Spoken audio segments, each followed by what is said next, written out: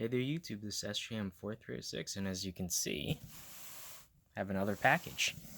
It's time for another random review. So, let's see. Another product from Gamdias, hopefully I'm pronouncing that correctly. And, oh wow, this is basically like a catalog of all their products. That's pretty cool. Anyway, yeah, I'll take a look at this on my own time. If you guys are interested, I'm sure you can go on their website, and all of this will be listed on there as well. You can see the URL here, gamdias.com. Anyway, okay, so finally have it out. It is the Aries P1. It's an RGB gaming keyboard. And, yeah, you can see that there's active zone illumination. So I believe that means, I'm going to have to look into this, but you can set different colors and zones. So it's not individual per key RGB controllable independently, but it's basically by zones. 26 key rollover, anti-slip ergonomic, and yeah, that hair application basically to configure everything.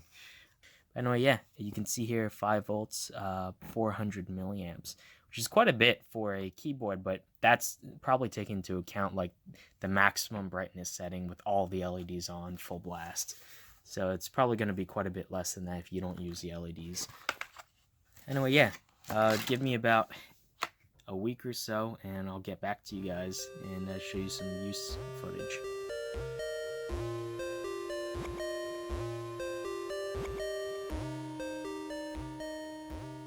Okay, so here we are, fully lit up. I'll just kick out the back kickstands, which are pretty nice. They have a pretty good like detent that they click into. They're not going to accidentally flip over, and they're fairly sturdy, so I'd expect these to handle pretty well. I've used cheap membrane keyboards where the legs are just like tiny little pieces of plastic that break off, so this is definitely nice to see.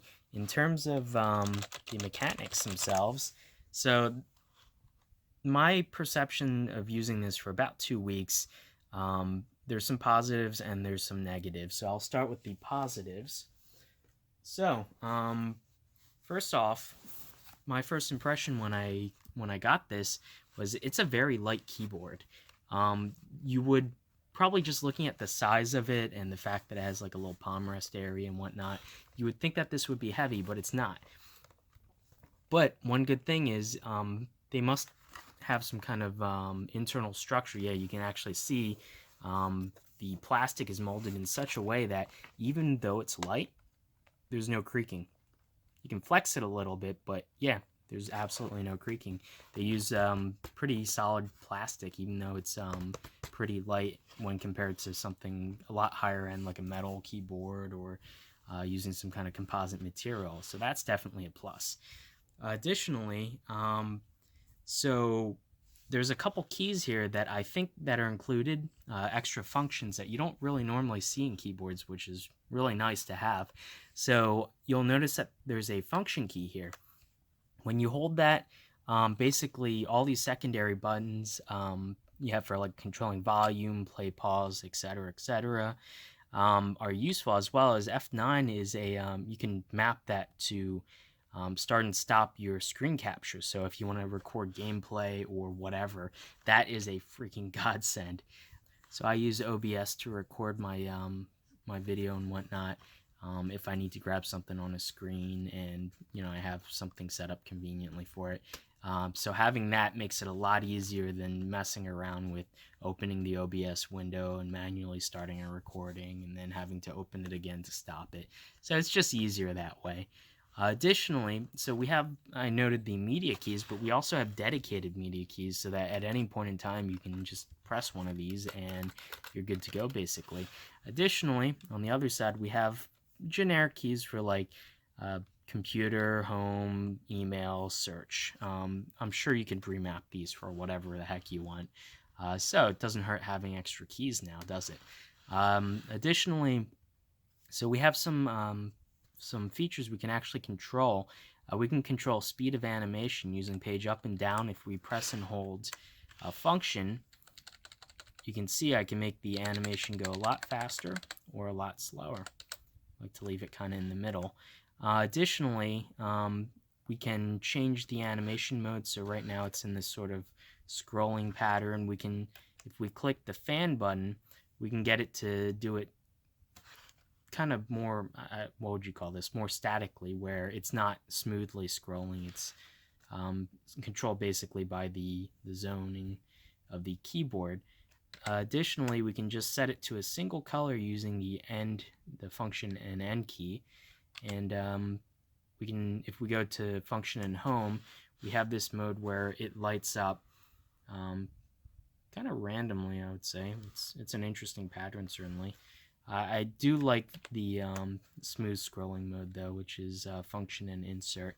Here you can control brightness, and then the direction that the light flows in. It's going towards the right now. I can switch it to go to the left. So that's pretty cool that you can control pretty much everything to whatever whim you have. And yeah, there's absolutely no flicker on this. It's really smooth. It's bright. You can dim it down if you want to as well.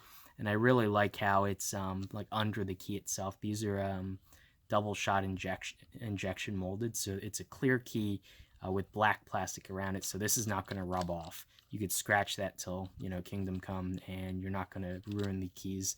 You know, if this were painted on, for instance, and you scratched it, you would be able to see through the key itself, and it would tend to get ugly pretty fast. But yeah, definitely huge kudos for the key quality itself. Really like how the cord itself is this kind of fabric material. It's really strong. I could probably hang off this cord with my whole body weight, and I have no doubt that the cord would survive. Additionally, I really like how they have this wire wrap, so you can take this keyboard, put it in your backpack, and wrap up the wire. So, the cons that I've found. Now, these aren't game-breaking, no pun intended, but they are something that you should know going into this.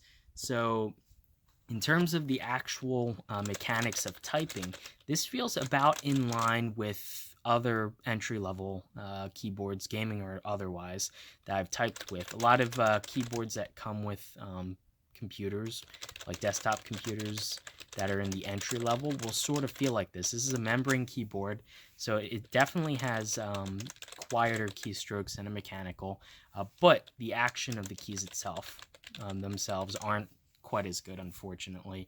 But then again, given the price of this is, I believe it retails for $50. I didn't expect like absolutely amazing, you know, keystroke response, basically. Still sort of mushy, and you sort of expect that with these type of membrane keyboards. And one good thing is it does have a nice keystroke, so I'm used to using like chiclet keyboards on laptops.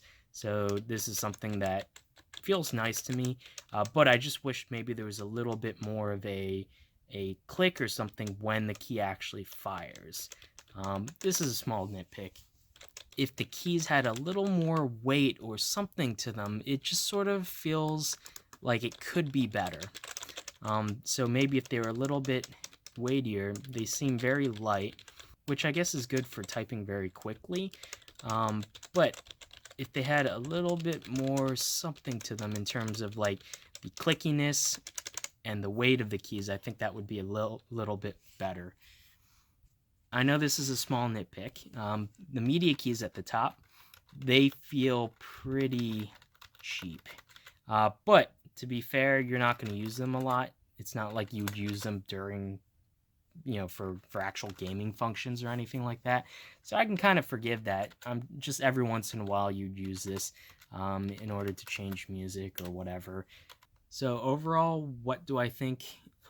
Taking all the pros and the cons for the Aries P1 RGB keyboard, basically it's what you would expect from an entry-level keyboard that is membrane-based. So all in all, for your $50, I would say this is definitely a sturdy keyboard, as evidenced by, you know, its physical sturdiness.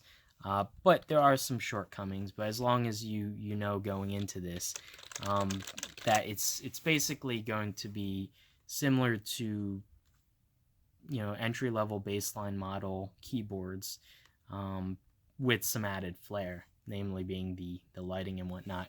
I really wish I had time to go into checking out the Harris software that they link on the product page, because I think that would open up a lot, especially depending on how programmable that is. I believe the lighting on this isn't individually controllable, so like you can't set A, S, Q, and W to all different colors. They're set to zones, basically vertical strips of sets of keys that are set to a certain color. You can kind of see this by, for instance, like S down to G is always the same color, and the next zone are these keys, and the next zone is these keys. So there's some limitations in terms of the coloring, but just how snazzy this looks. I'll turn off the lights in a second and I'll give you guys a glamour shot, but it looks really nice. Look at that. That is absolutely stunning.